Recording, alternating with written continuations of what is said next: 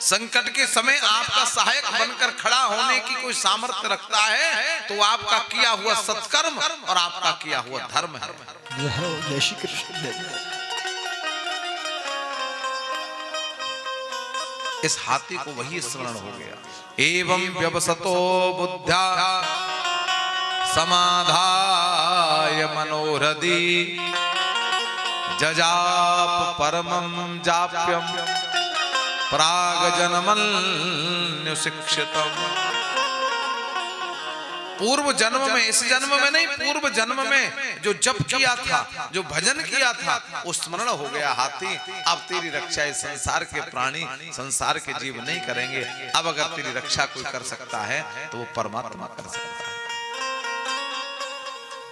मन को वश में करके, मन को बुद्धि में आरोपित करके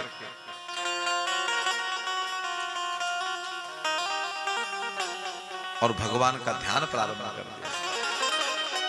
ओम नमो भगवते तस्मै यतैतच्चिदात्मकं पुरुषायादि बीजाय परेशाय विधीमहि यस्मिन्निदं यतश्चेदं येनेदं यदं स्वयं। यही गजेंद्र मोक्ष है।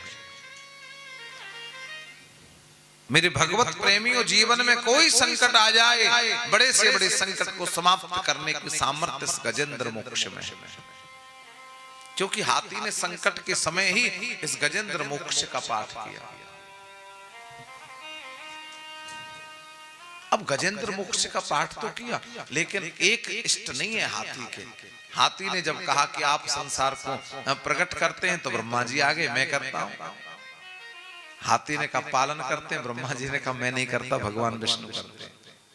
ये उनका विभाग है, ये तो उनका ही भक्त है। हाथी ने कहा आप ही संहार कर देते हैं, तो भगवान विष्णु ने कहा ये विभाग तो शंकर जी का है, ये उनका भक्त है। आकाश मंडल में सब देवता खड़े हैं, लेकिन कोई हाथी की सहायता के लिए नहीं आया, क्योंकि हाथी स्तुति ही ऐसी कर रहा था।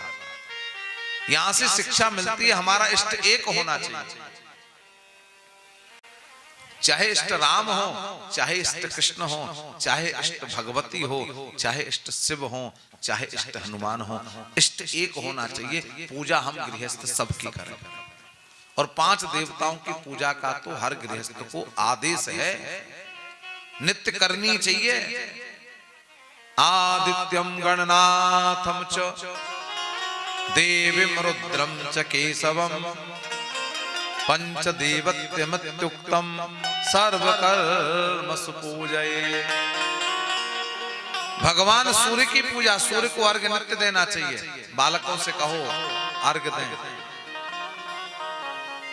अब छोटे छोटे बालकों को जो चश्मा लग जाता है ना, इस सूर्य के दोष के कारण लगता है, क्योंकि ज्योति के स्वामी सूर्य हैं।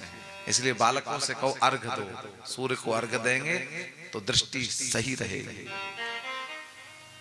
भगवान श्री गणेश जी की पूजा नित्य करनी चाहिए।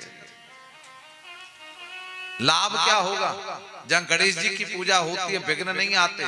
जब नित्य गणेश जी की पूजा करोगे तो आपके जीवन में विघ्न नहीं आएंगे। देवी की पूजा नित्य होनी चाहिए। अब वो आपके घर में चाहे चामुंडा की पूजा हो, चाहे वैष्णवी की पूजा हो, चाहे काली की पूजा हो, चाहे भद्रकाली की पूजा हो, किसी की हो, देवी शब्द देवी से है, सब एक ही रूप है, अंतर कोई नहीं है।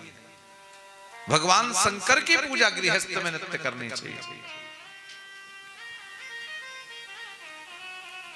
और राम कृष्ण की पूजा नित्य करनी चाहिए।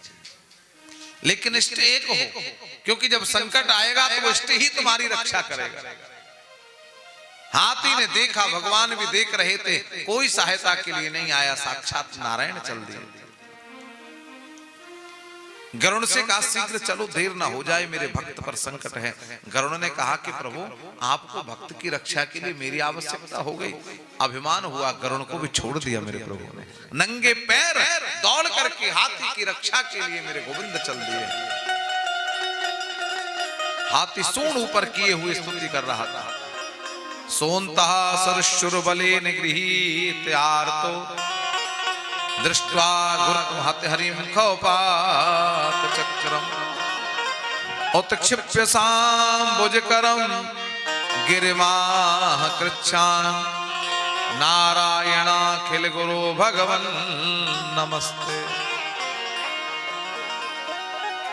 हे अखिल ब्रह्मांड नायक, हे जगत गुरु, हे नारायण, मैं आपकी स्तुति करता हूं। पूरे गजेंद्र मोक्ष में यहां हाथी ने नारायण को प्रणाम किया। अब भगवान हमारे द्वार पर आए या हम भगवान के द्वार पर जाएं, भेंट तो करनी पड़ेगी। क्या करूं, भेंट कुछ है ही नहीं। एक कमल का पुष्प बचा हुआ था, वो पुष्प इस हाथी ने भगवान को समर्पित कर दिया। मेरे गोविंद ये नहीं कहते तुम धन दो, मेरे गोविंद ये नहीं कहते कि तुम संपत्ति दो, जो कुछ देना है वो दो, लेकिन भाव से दो।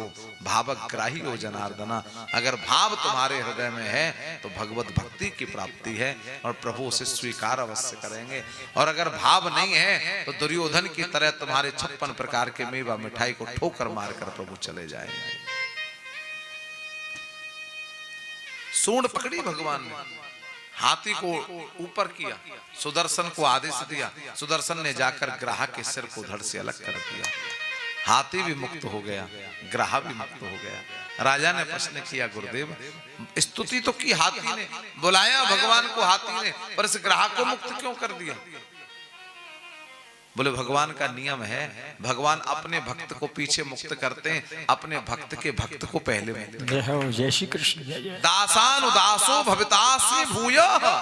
भगवान का नियम है, मैं अपने दास के दास को पहले मुक्त करता हूं। भगवान का भक्त कौन है? हाथी। और हाथी का भक्त कौन है? ग्राह। भक्त वही तो होता है जो चरणों में पड़ा रहता है। हाथी के पैरों को किसने पकड़ रखा है? ग्राह ने। भगवान ने विचार किया, मैं अपने भक्त के साथ साथ अपने भक्त के भक्त को भी मुक्त कर देता हूं। इस प्रकार से गज और ग्राह की मुक्ति हुई।